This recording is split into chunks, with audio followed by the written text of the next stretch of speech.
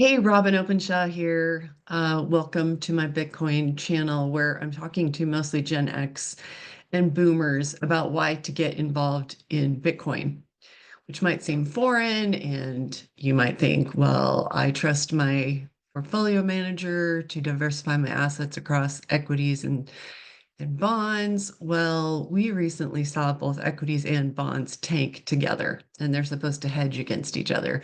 So, this concept of the fact that there's a 1 in 200 chance that you'll actually hodl Bitcoin instead of just trading it, and when it goes up 50%, you get excited and sell, or it tanks by 50% and you get stressed out and sell.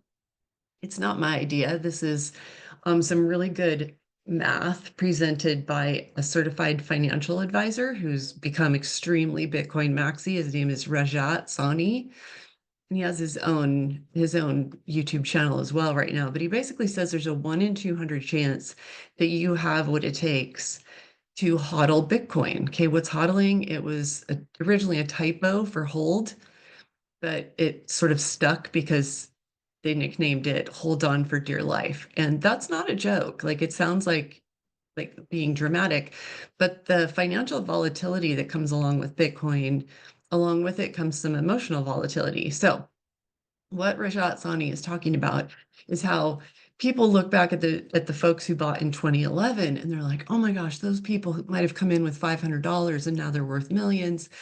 Well, here's why. If you start asking around, you'll probably find quite a few friends who have owned Bitcoin or some cryptocurrencies, but they don't now. And this is why. Because if you bought Bitcoin in 2011, there's about a half of 1% chance that you still own that Bitcoin. There's this guy named Max Kaiser, and he was out there like gifting Bitcoin to um, people like Alex Jones and trying to get Peter Schiff to take Bitcoin for free, I think, or buy it at less than $1. And Peter Schiff is out there still dissing Bitcoin, but he's kind of weakening his stance on it. But anyway, so this guy, Rajat Soni, talks about 4 times since 2011 that you would have watched your Bitcoin go to being worth, depending on how much you have, be worth potentially millions of dollars, or if you're Max Kaiser, billions of dollars.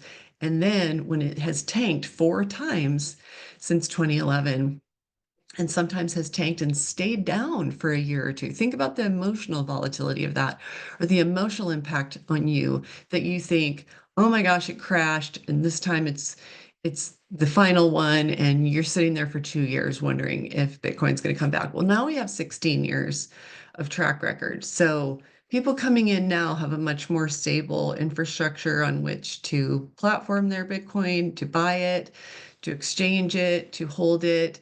There's a lot more information out there about it. The US government and various US states and other countries and public companies and pension funds are getting involved. So now it's not such a crazy idea to buy Bitcoin like it was when I bought Bitcoin in March of 2020.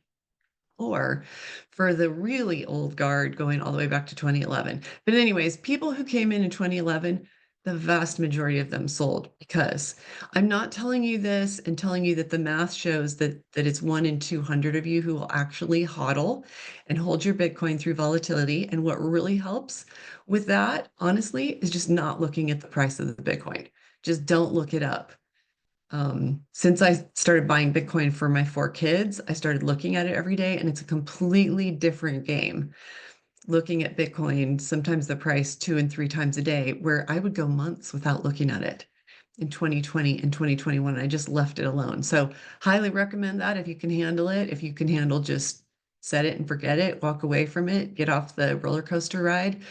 Um, I may go back to that just because, it's easier to sleep that way, but it's getting less and less risky. And so the price is higher, right? Like if you bought in 2011, you may have paid $80 for a Bitcoin. And right now, as I'm talking to you, it's worth 95,000.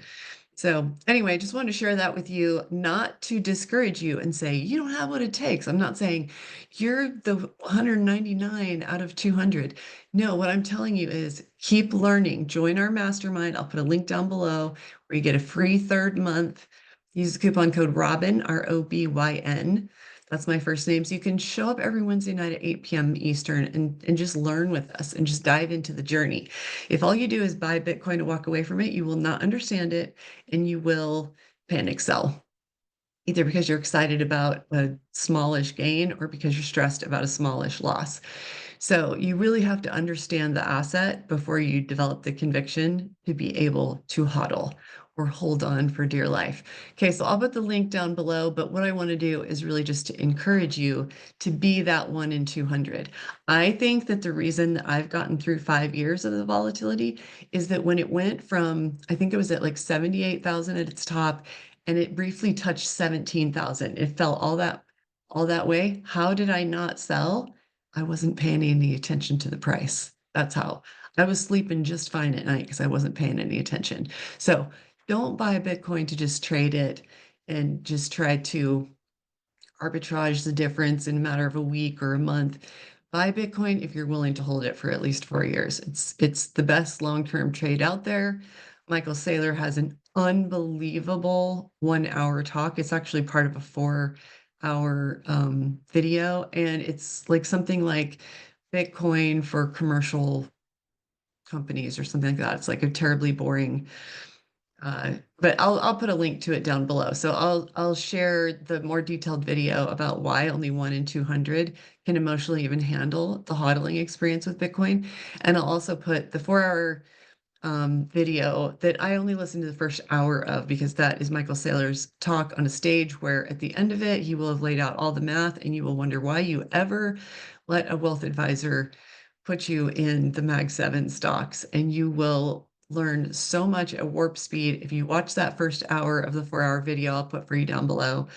Um, hold on to your seat because he used AI to help him develop that talk. And it's maybe the best talk I've ever heard, definitely the best talk I've ever heard about Bitcoin.